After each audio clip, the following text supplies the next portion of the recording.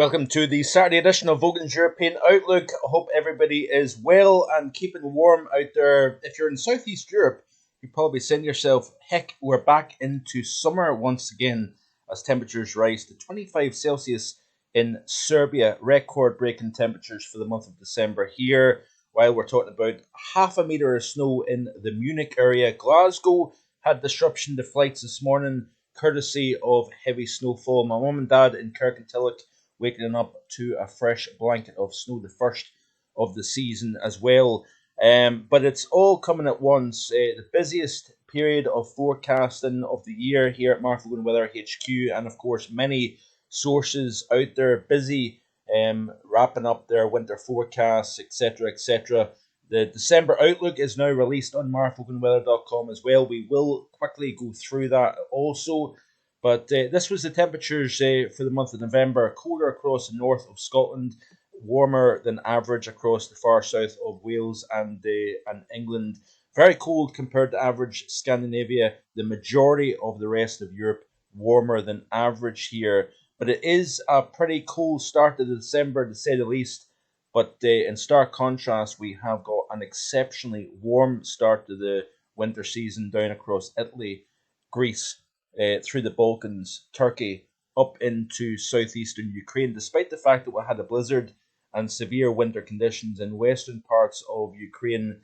We are now seeing a rapid warm-up after that storm moved through, so pretty significant swing in conditions across parts of Turkey and Ukraine and adjacent countries, Romania also, Moldova.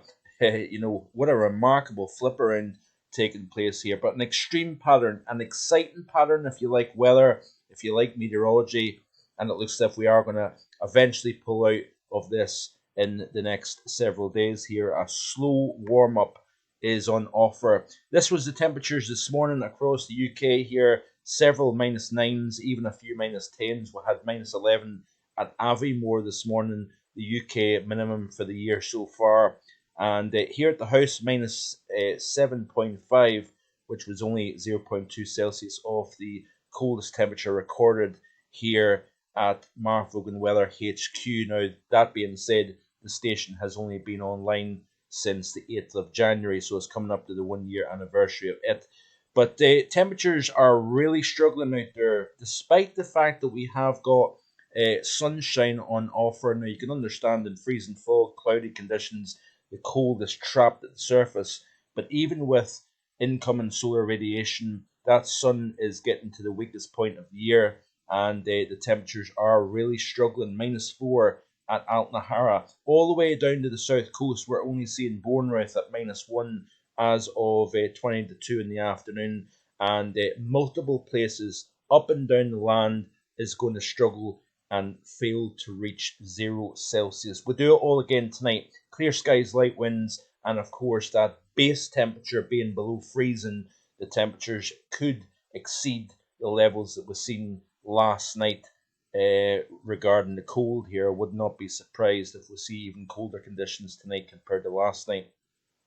Let's have a quick look and see the extremes that are taking place. Be sure to check out markvoganweather.com's European forecast for 2023-24. It is available on the website. Remarkable contrast, by the way. I had to tweet this.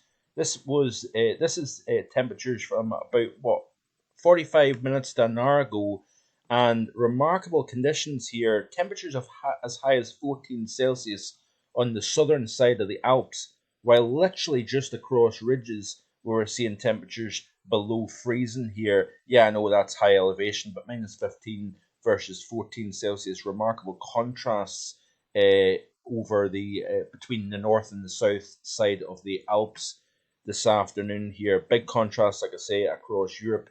Temperatures sub-freezing across the majority of the UK. -20s, even close to -30 across northern Scandinavia. -5s, -6s across the central swathe of Germany. Tremendous snowstorm pushing across the central swathe of Europe, separating exceptionally warm air across the southeast versus a very cold air across the northwest here. Very sharp contrast, if you notice here, across particularly areas Austria and Switzerland, Czech Republic into Slovakia. Points south, well above average. Points north, well below average conditions here. Let's continue to skip through. You can see here remarkable warmth here, temperatures as high as 23.5 Celsius, a new national record according to Maximiliano Herrera. Extreme temperatures around the world here, 25 Celsius in parts of Italy. We had 23, like I say, in Bosnia, Albania 25, Serbia 22.6, Croatia 21, and France, even the south of France, 25.9 Celsius. Coldest November night in 30 years for Denmark in recent times here. Coldest in 104 years in Copenhagen, minus 7.7 at the airport. And also a rare ice day with the temperatures failing to exceed 0 Celsius for the first time in November. So this is going back obviously a couple of days ago. But the first time an ice day was recorded in Denmark since 1965, which is pretty incredible stuff. We're going to see an ice day today, no doubt about that, in parts of Denmark here. And yeah, minus 17 last night here, the coldest temperature for this early in the winter for the country since 1985 here. Also, the fourth temperature below minus 10 in a row, which is unseen this early since 1973. So this is become a notable cold spell. There's the scene from Glasgow Airport, a snow-covered tarmac here. And like I said, the December forecast has now been released. Let's have a quick look at that December forecast. Really quick. I am once again rushing because I do have a staff Christmas night out tonight in Inverness, and as per usual, I'm kind of rushing here and there to get things organised here. I need to pick my wife up from work. Busy days here, that's for sure. But let's have a quick skim through. So we're talking about the month of November, the stormy conditions, the record rains in parts of France here, suppressed storm track to the south. And I think we are going to see something similar during the month of December here. But I really generally speak about the fact that the Arctic Oscillation, North Atlantic Oscillation has tanked, possibly in conjunction with a minor warming of the stratosphere during late October. Also, we've seen that the Magellan Oscillation become a little bit more amplified, more active in phases 8 and 1. That's probably helped lead to some heat fluxes propagating from the troposphere up into the stratosphere. That's now kicking off a stratospheric warming of a more significant fashion. We'll need to keep an eye on that as we go forward here. But this is the front-running 7 days, a textbook Greenland block, negative North Atlantic Oscillation with deep negative underneath, hence why we're seeing all the winter conditions. But of course, when you deepen the trough over Western Europe, you enhance the ridge over Eastern Europe. That creates a very significant temperature gradient here. Upcoming 7 days, colder than average, to say the least, across the western half of the continent here. Big changes, I think, is coming. We are rotating through phases 3. It will go into 4, 5, and 6, but it will, I'm saying hopefully, part of the winter forecast. I'm hoping that the MJO goes back into phases 7, because Christmas time, do we have the possibility of something a little bit wintry? White Christmas? Hint, hint, possible. I'm not saying it's a guarantee by any stretch, but I wouldn't be surprised. So phases 4 and 5 correlate to a positive NAO, so we'll watch this space. We'll see how much the NAO can recover. Looks as if it's going to be a little bit reluctant to do so. Then blocking high over the UK and Ireland, and then once you rotate towards phases 7, that's when the block starts to increase once again. Possibility of some storminess.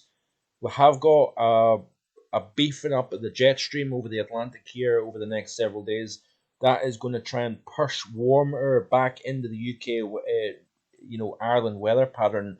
But we've got this resistance. We've got a massive block of cold over Scandinavia, over the heart of Europe, that is going to continuously try and push towards the UK and Ireland here. All the while, the Atlantic and a 200 plus mile per hour jet is going to be trying to push warm Atlantic air in from a southwesterly direction as well. But some deep, potent areas of low pressure cannot be ruled out here as we move in to the period between the 6th and the 10th up towards the 15th, 16th of December. Now, I made the call back on the 24th of November, by the way. Watch out, the 6th and the 7th of December, the return of the Atlantic. That looks as if that has materialized pretty well. And, 24th of November was quite a wee while ago. But you can see the difference here. In the week 2, you start to see subtle changes. You start to see the core of the high over Greenland shift towards North America.